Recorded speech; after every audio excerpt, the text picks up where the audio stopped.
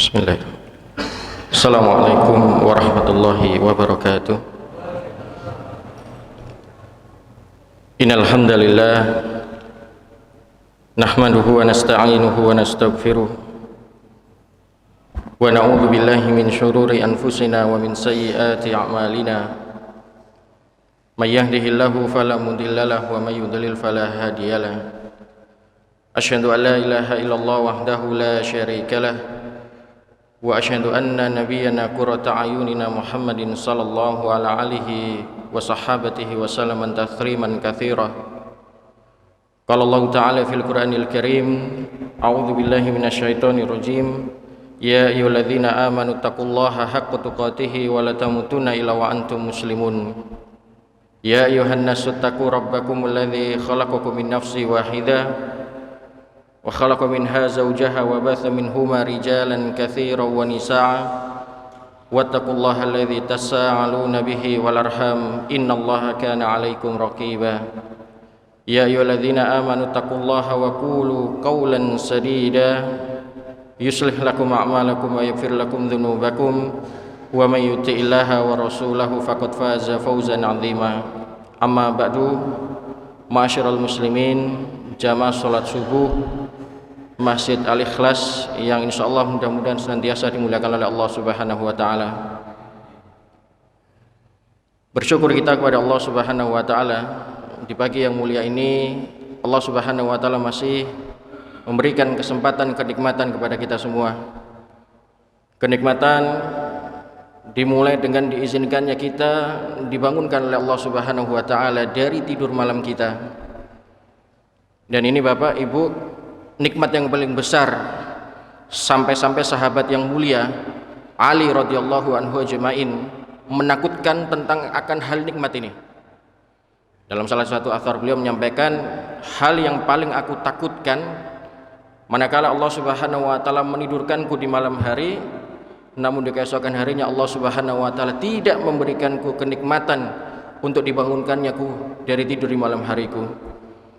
Kemudian dilanjutkan nikmat berupa keimanan, ketakwaan, dan semua nikmat-nikmat iman ini ma'asyiral muslimin punya kata kunci yang kita sebagai hambanya ikhlas biidznillah mukhlishina lahuddin, beribadah taat pada Allah Subhanahu wa taala, la ilaha illallah, yang kata maknanya para ulama, makna la ilaha illallah itu bukan tiada Tuhan selain Allah, tapi makna la ilaha illallah adalah la ma'budu bihaqqin illallah. Tidak ada sesembahan yang berhak kita ibadahi dengan benar kecuali Allah Subhanahu wa taala. Kemudian yang kedua, tentu salawat dan salam senantiasa kita curahkan penuh dengan rasa cinta dan rindu kepada baginda Nabi Muhammad sallallahu alaihi wasallam. Dengan diutusnya beliau kita merasakan nikmatnya iman, nikmatnya Islam, dikeluarkannya kita dari masa jahiliyatil juhala. Kita dibebaskan dari masa kebodohan dan kemusyrikan. Kita ditunjukkan mana hak, mana batil, mana halal, mana haram, sehingga pun di pagi yang mulia ini kita bisa merasakan nikmatnya iman dan Islam setelah bersama-sama kita menjalankan ibadah salat subuh berjamaah. Kita lanjutkan dengan bermajelis ilmu. Semoga Allah Subhanahu wa taala memberkahi pertemuan kita ini. Ma'asyiral muslimin rahimani wa rahimakumullah. Pada kesempatan yang mulia ini saya nyampaikan sebuah tema yang mungkin sebagian dari kita sudah mulai dilupakan. Hampir-hampir mungkin tidak menganggap penting tema ini. Itu tema tentang tazkiyatun nufus atau yang kita kenal dengan penyucian jiwa. Tema yang saya angkat adalah tentang hati. Di pagi hari ini kita fokus akan mengupas tentang hati. Mengapa kita harus membicarakan tentang hati ini, ma'asyiral muslimin?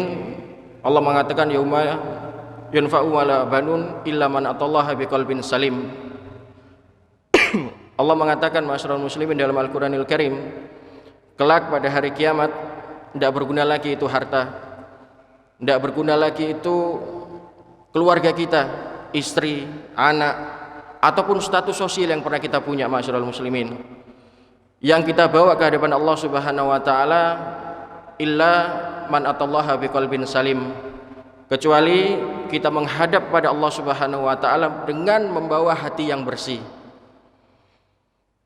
Nah, ma'asyiral muslimin rahimani wa rahimakumullah, Al-Imam Ibnu Qayyim rahimallahu taala pernah menyampaikan dalam sebuah perkataan beliau, wa kal malik al mutasyarrif li junudih, hati itu ibarat panglima perang, raja, penguasa yang mengatur strategi tubuh-tubuh dari setiap komponen-komponen yang ada dalam tubuh manusia itu. Sampai-sampai kita sering mendengar ada satu hadis, dan hadis ini cukup masyhur di tengah-tengah kita ma'asyiral muslimin, ala innal fil jasadi mudghah, sesungguhnya dalam setiap tubuh manusia itu terdapat segumpal darah, mudghah, idza sholahat sholat jasadu kullu, kalau segumpal darah itu baik, jasadu kullu, seluruh tubuh itu ma'asyiral muslimin akan menjadi baik. Tapi wa na'udzubillah, wa idza fasadat jasadu kullu, kalau segumpal darah itu buruk, jelek, dan kita tidak pandai mengontrolnya, maka fasadat jasadu kullu, seluruh tubuh itu ma'asyiral muslimin juga akan menjadi buruk. Dan segumpal darah ini ma'asyiral muslimin diisyaratkan oleh Nabi sallallahu alaihi wasallam, diberikan nama oleh Nabi sallallahu alaihi wasallam, ala, ketahuilah segumpal darah itu wahia qalbu, namanya hati. Ma'asyiral muslimin rahimani wa rahimakumullah, dalam hadis yang lain dari sahabat yang mulia Hudzaifah bin Yaman rahimallahu taala, beliau pernah menyampaikan dalam satu riwayat dari Nabi sallallahu alaihi wasallam, qala Rasulullah sallallahu alaihi wasallam, tu'radunal fitanu alal qulub. Jadi sengaja Pak, Ibu, fitnah itu kalau terlihat hadis ini itu ditembakkan, dibenturkan, tentunya ditempelkan dalam hati-hati manusia. Nabi tidak mengatakan tu'radunal fitan ala hadza, ala pendengaran, enggak Pak, alal asma, alal ucapan, la. Tapi Nabi mengatakan wahyu dari Allah Subhanahu wa taala, tu'radunal fitanu alal qulub. Sengaja memang oleh Allah Subhanahu wa taala diwahyukan kepada Nabi kita Muhammad sallallahu alaihi wasallam, fitnah itu ditembakkan, dibenturkan dalam hati-hati manusia. Kalhasiri urjan udan. Dan fitnah itu Pak, Ibu, kalau sudah ditempelkan oleh Allah Subhanahu wa taala, melekat pada hati manusia itu seperti tikar yang dianyam Pak. Jadi ini Pak ya, kalau kita lagi lihat tikar-tikarnya orang yang nganyam itu kan saling mengikat Pak, satu dengan kesatuan itu rekat sekali Pak. Wa fi riwayah urdan udan, dan kita diperintahkan oleh Allah Subhanahu wa taala melalui Nabi kita Muhammad berlindung dari fitnah-fitnah itu. Nah, para ulama ma'asyiral muslimin mentafsirkan atau mengomentari tentang fitnah yang dimaksud dalam hadis ini ada dua hal. Yang pertama adalah fitnah syahwat, nafsu Pak. Kita Pak wajar, nafsu yang kita punya itu, syahwat yang kita punya itu karunia dari Allah Subhanahu wa taala. Allah tidak minta kita untuk menghilangkan nafsu itu Pak, tapi Allah minta nafsu yang kita punya ma'asyiral muslimin dikontrol. Karena Pak, nafsu itu kalau nggak dikontrol, nggak diwaspadai itu ya, itu cenderung kalau sudah menguasai diri seseorang akan jadi liar Pak. Mata jadi liar Pak, suka lihat yang haram, video-video yang nggak baik. Mata suka lihat akhwat tidak pakai aurat atau tidak menutup aurat. Pendengaran Pak, telinga ini senangannya dengarkan fitnah orang, gibah orang. Telinga juga Pak bisa sampai juga ya suka dengarkan musik-musik yang menjerumus dalam kemaksiatan. Mulut Pak senangannya menggibah, mencaci, namimah, adu domba tentunya, dan berbagai macam kemaksiatan-kemaksiatan karena tidak pandainya mengontrol nafsu itu, masyaallah muslimin. Kemudian yang kedua Pak, fitnah yang pertama adalah fitnah syahwat, fitnah yang kedua adalah fitnah syubhat Pak. Syubhat itu remang-remang Pak, nggak jelas. Fitnah syubhat ini masyaallah muslimin itu terbagi menjadi dua, muamalah dan fil akidah. Muamalah kita tidak pernah tahu Pak, saya tidak peduli halal haram, bisnis, pokoknya saya untung, modal saya harus kembali, kalau minjami orang harus sak ribanya, harus sak bunganya. Fi akidah, dalam akidah Pak, fitnah itu sholat kita, tahajud setiap malam Pak, tadarus Al-Quran tidak berhenti Pak, infak, sodako, tahu ada Tuhan namanya Allah, tapi datang ke dukun Pak, minta sesuatu sama Allah pakai perantara, jin Pak. Padahal masyarakat muslimin,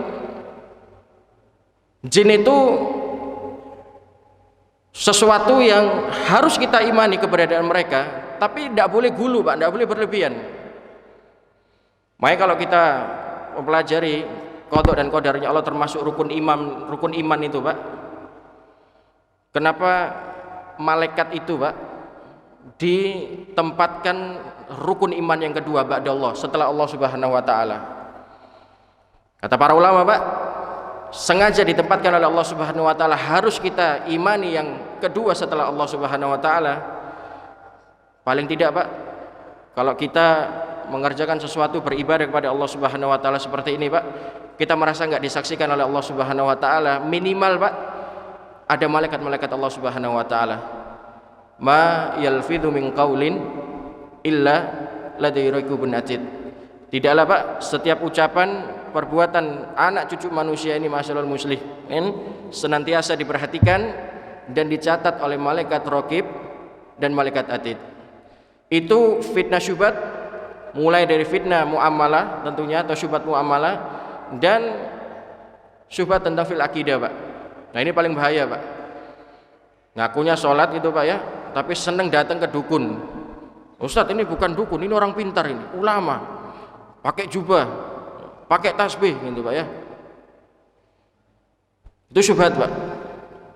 Nah ini yang banyak dilakukan oleh sebagian kaum muslimin. Baik, masyaallah muslimin rahimani wa rahimakumullah.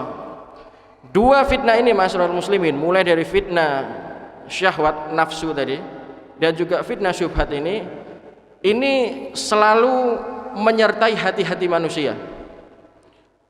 Kalau dua fitnah ini masyaallah muslimin sudah nempel, membekas dalam hati-hati manusia, maka bisa dipastikan oleh kata para ulama dalam bab tazkiyatun nufus itu ada namanya sumumul qulub. Bahasa Arabnya itu sumumul qulub. Apa Pak sumumul qulub itu Pak? Racun-racun hati. Nah para ulama masyaallah muslimin mengumpulkan tentang sumumul qulub ini atau racun-racun hati ini setidaknya ada 4 Pak. Yang pertama adalah fudulul kalam, berlebihan dalam berbicara, banyak ngoceh Pak. Kalau orang datang Pak, baru datang salam enggak, negur sapa enggak, terus ngoceh Pak, berarti ada masalah dalam hati orang itu Pak.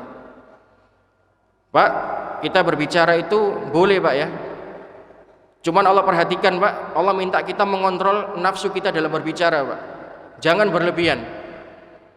Allah mengatakan ya ayyuhalladzina amanu Hai orang yang beriman, berkatalah, berucaplah dengan kalimat yang benar. Ya ayyuhalladzina amanu taqullaha wa qulu qaulan sadida. Berbicara, berkata dengan kalimat yang lurus, kalimat yang baik, kalimat yang benar. Bahkan dalam hadis yang lain, Pak, Nabi sallallahu alaihi wasallam mengisyaratkan man kana yu'minu billahi wal yaumil akhir falyakul khairan. Kalau seseorang itu, Pak, beriman kepada Allah dan hari akhir, maka adalah orang itu falyakul khairan, berkata yang baik. Kalau dia tidak bisa nahan, Pak, tidak mampu berucap bertutur kata yang baik, dia mampu menahan gitu ya, tapi terus digoda oleh syaitan, maka jalan keluarnya, Pak, auliyasmut, diam.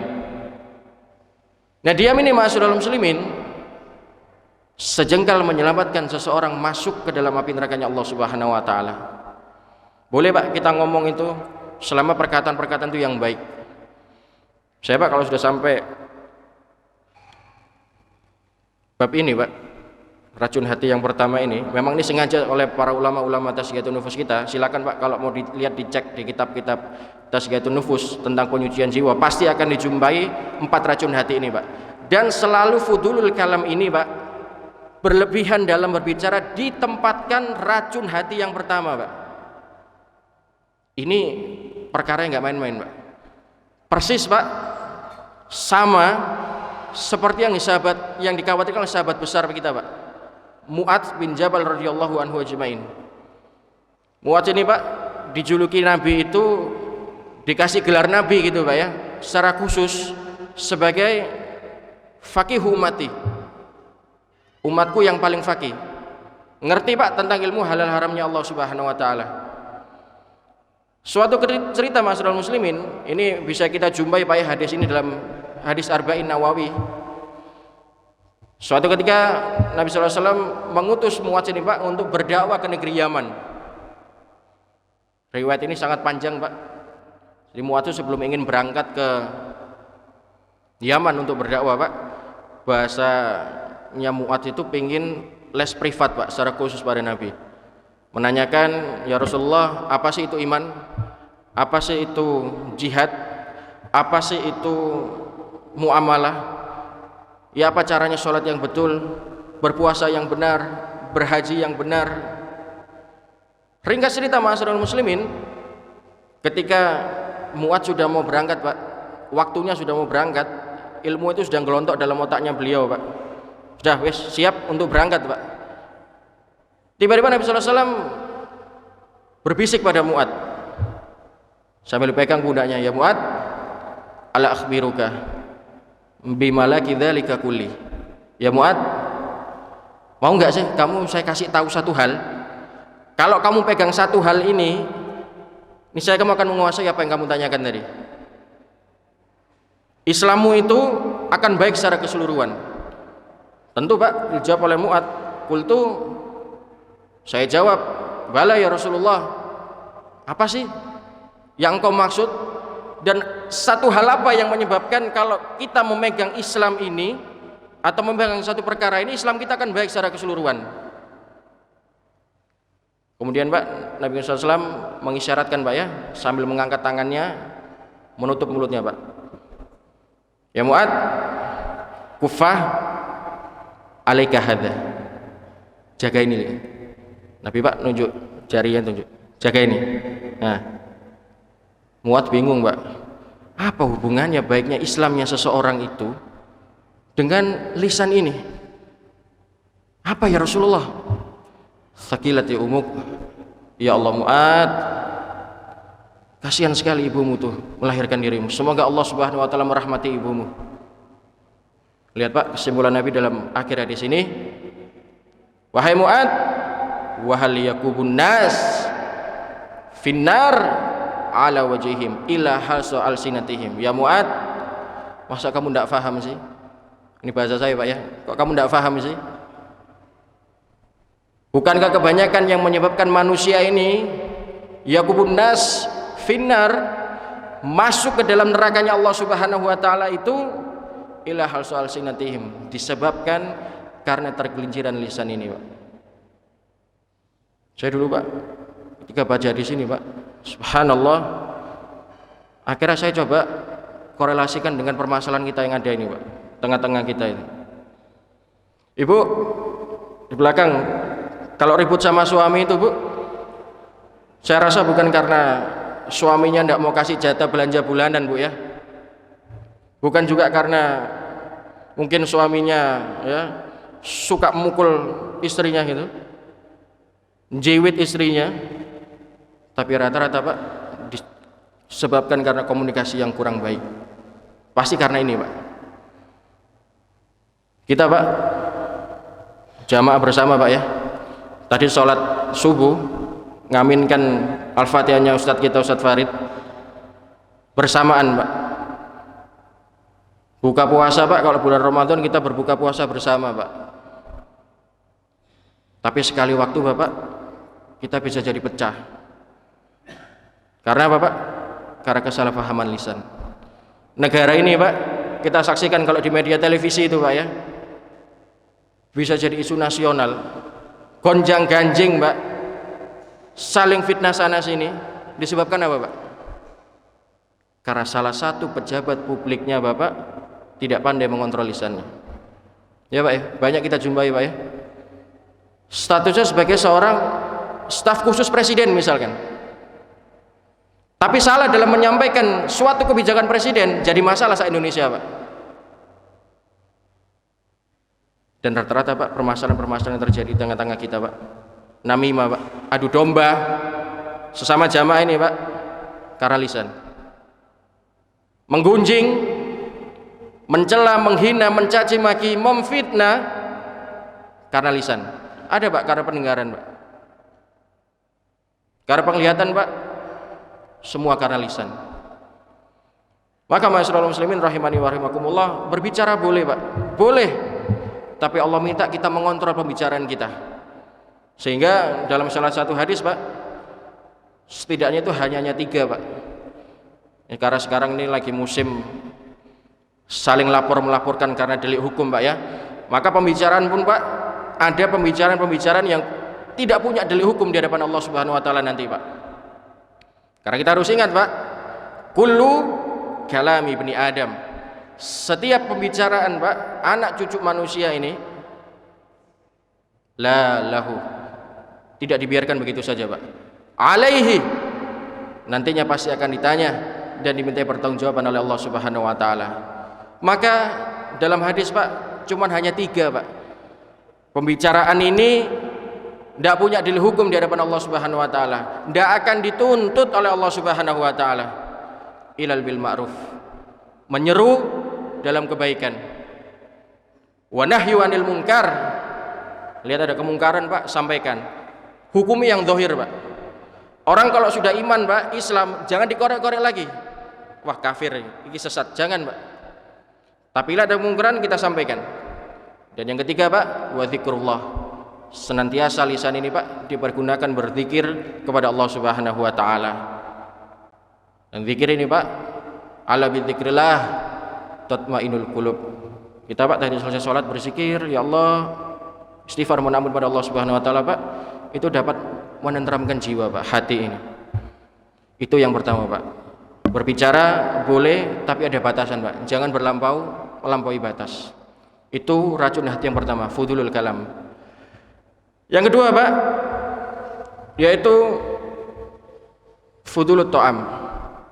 Racun hati yang kedua ini, Pak, berlebihan dalam makan, Pak. Ini nggak baik, Pak. Makan itu, Pak, boleh kita makan. Allah perintahkan, Pak.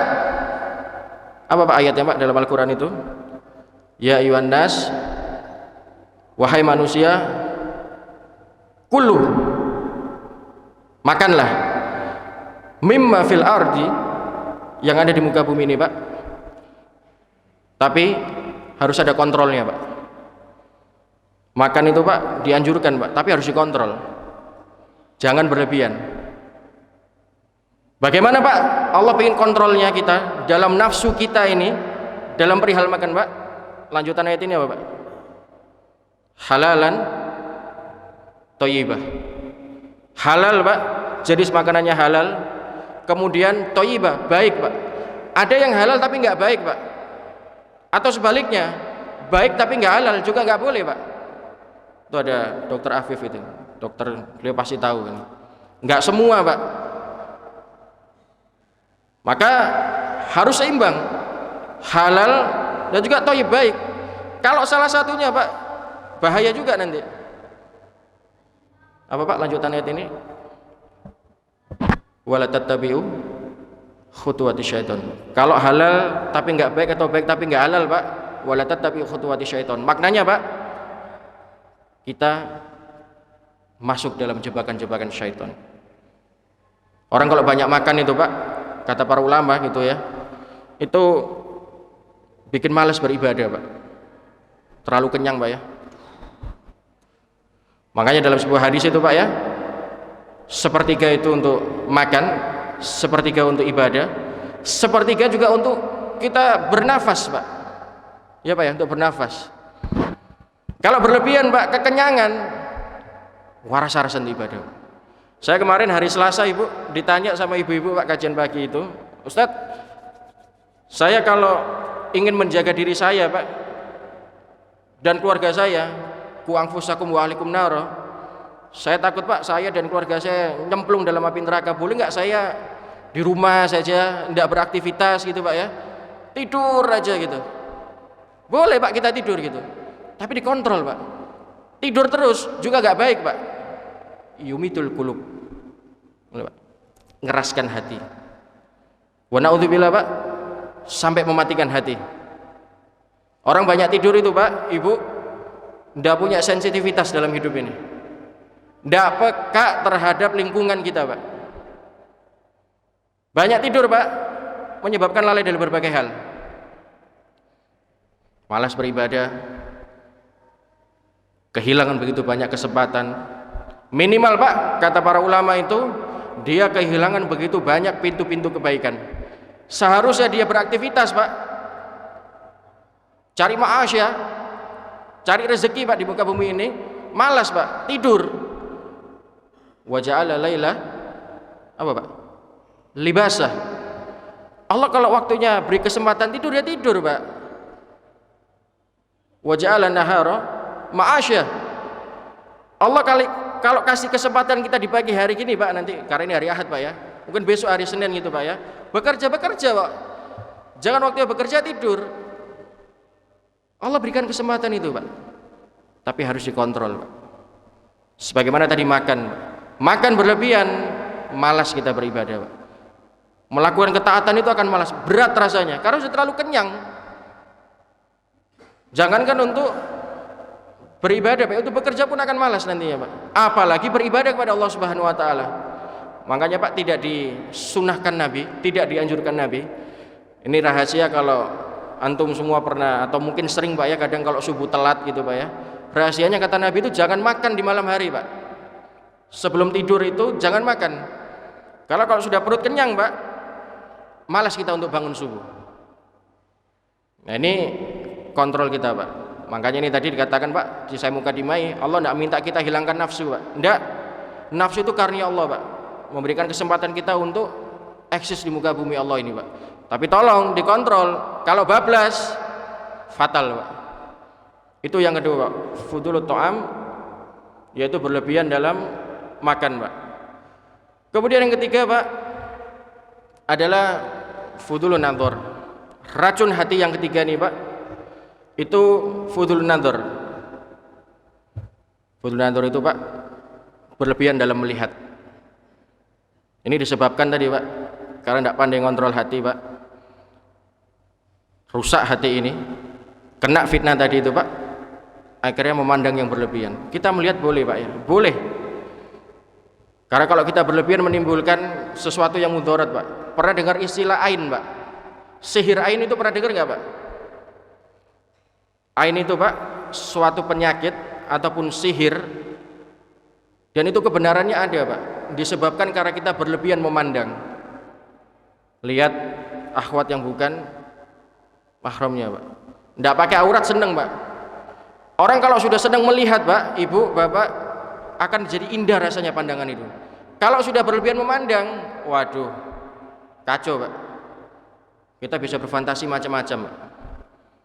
Sehingga kalau kita melakukan hal-hal semacam itu Pak, kemaksiatan, sampai dikatakan Nabi, salah satu pintu utama masuknya syaitan itu Pak, lewat mata ini Pak. Senang Pak ngeliati ada objek yang kita tuju Pak, rasanya indah sekali. Orang kalau sudah berlebihan dalam mandang Pak, banyak sekali mudaratnya. Lalai beribadah Pak, malas beribadah. Karena kalau orang sudah berlebihan dalam memandang orang itu Pak, waduh, indah Pak yang dilihat itu, sehingga menyebabkan aktivitas lain yang kita kerjakan itu malas Pak, fokus terhadap apa yang kita lihat. Sehingga hal itu Pak dilarang dalam agama kita. Boleh melihat Pak, tapi lihatlah sesuatu yang dihalalkan oleh Allah Subhanahu wa taala, dan jangan berlebihan. Jangan berlebihan Pak. Karena Pak, kebenaran ain itu Pak, itu fakta Pak. Adanya dijamin kebenaran Nabi sallallahu alaihi wasallam. Makanya Pak, saya bacakan dalam salah satu hadis supaya kita terhindar dari penyakit ain ini Pak ya. Qala Rasulullah sallallahu alaihi wasallam, "Idza ra'ahadukum min akhihi aw min nafsihi aw min malihi ma yujibuhu falyuqarruhu fa innal aini haq." Jika salah seorang dari kalian melihat sesuatu yang menakjubkan Pak dari saudara kalian, mungkin tetangga kita gitu Pak ya, saudara kita punya harta lebih Pak, beli mobil baru, beli motor baru, bahkan punya rumah baru Pak, maka kita dianjurkan apa Pak? Mendoakan keberkahan Pak. Karena sesungguhnya penyakit ain itu Pak, fa inna aini haq.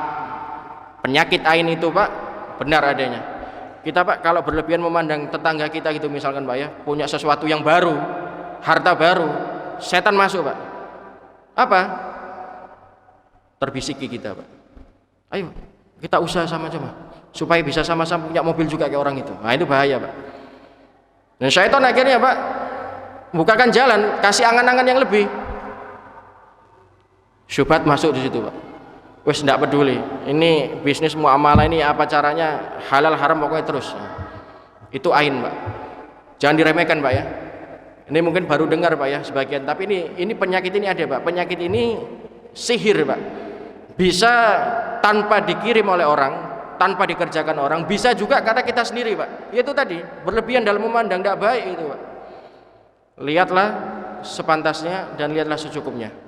Itu fudulun nadhar, racun hati yang ketiga, berlebihan dalam memandang. Baik, sekarang yang terakhir Pak, yaitu fudulul muqalatah. Fudulul muqalatah ini Pak, berlebihan dalam bergaul. Kok aneh Ustaz? Kok bergaul gak boleh? Boleh Pak, Ibu boleh bergaul, tapi tidak boleh berlebihan. Baik, sekarang bagaimana ya menjabarkan ini? Kok tidak boleh berlebihan dalam bergaul? Baik, saya mengumpulkan dari beberapa kitab Tazkiyatun Nufus Bapak, itu rata-rata semua menjelaskan, para ulama-ulama kita, ulama-ulama Tazkiyatun Nufus kita itu Pak, mengelompokkan 4 pergaulan atau 4 kelompok dalam pergaulan kita Pak. Yang pertama Pak, kelompok yang pertama ini Pak, kalau kita sering bergaul dengan dia Pak, itu ibarat kayak nutrisi Pak, suplemen untuk kita. Kita selalu butuh Pak, pagi, siang, sore, malam kita selalu butuh Pak. Dia adalah ulama. Ulama ini Pak selalu didatangi Pak. Kapanpun dia butuh dia datang Pak, didatangi ulama itu. Tapi ada sebagian dari kita Pak kalau sudah nggak butuh ulama ditinggalkan. Jangan Pak, nggak boleh. Ulama-ulama ini Bapak harus kita jaga. Al ulama apa Pak? Warasatul anbiya. Ulama itu warisnya para nabi Pak. Bayangkan Pak kalau kita tidak punya ulama-ulama sekarang menjaga Pak hadis-hadis Nabi ini, menjaga Al-Quranul Karim ini Pak, kemana arah kita Pak? Maka pergaulan yang pertama ini Pak sangat dianjurkan.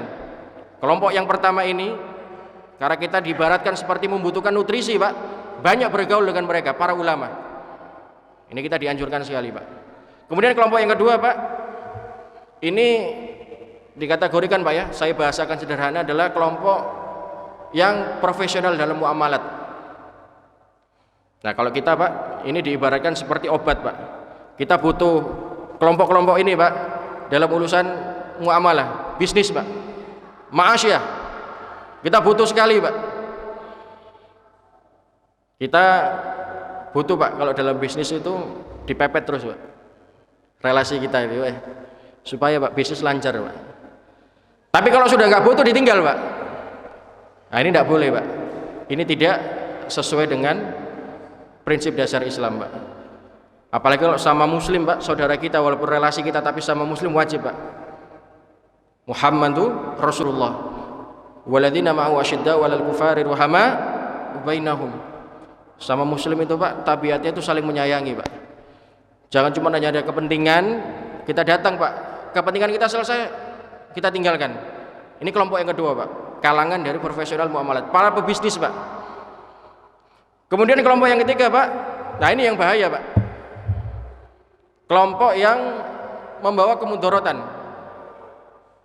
Sampai dibahasakan oleh para ulama itu Pak, kalau bergaul dengan mereka berlebihan Pak, itu ibarat kita mengkonsumsi penyakit Pak. Kita tahu itu penyakit Pak, kita bina Pak. Supaya sembuh tidak mau Pak, wis dibina terus, dibiarkan saja. Memberikan manfaat tidak, yang ada bawa kemudorotan. Nah kita tidak boleh bergaul seperti itu Pak. Ar-rijalu ala dinini khalili. Agama seseorang itu Pak, coba lihat kanan kirinya itu, temannya itu siapa Pak.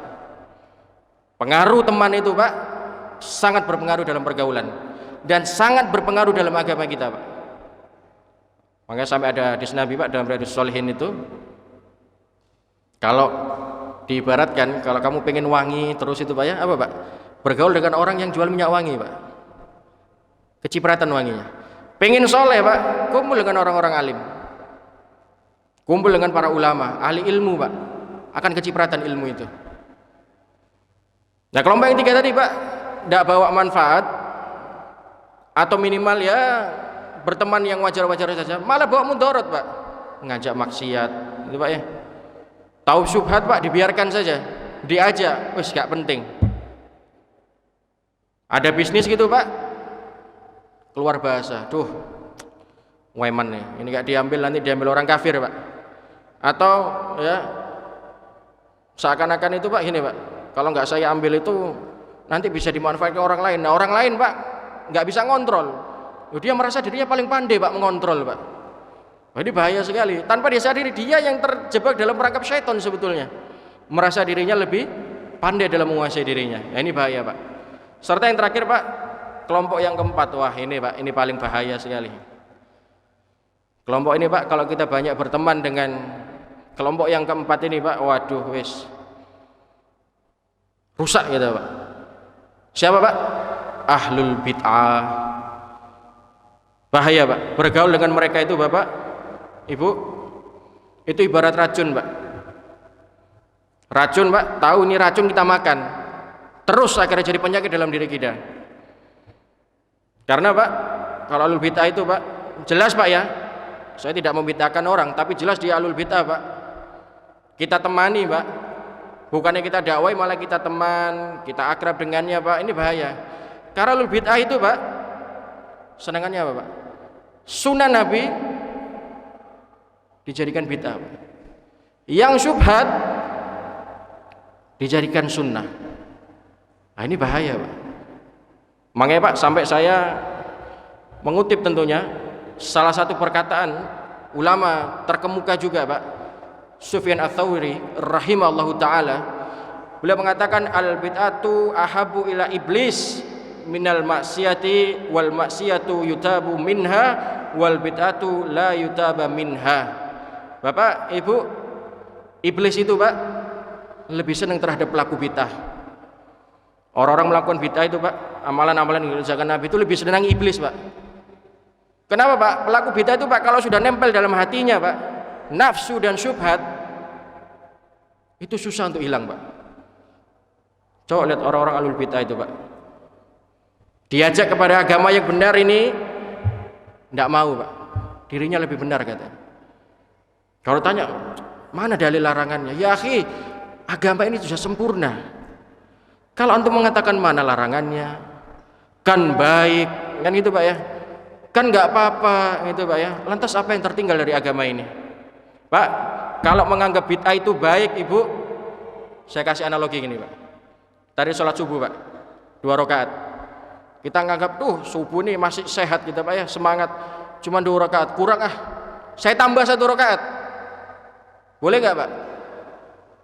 Nggak boleh. Niatnya apa? Baik padahal. Jadi tidak semua Pak niat baik itu bisa diterima oleh syariat kita.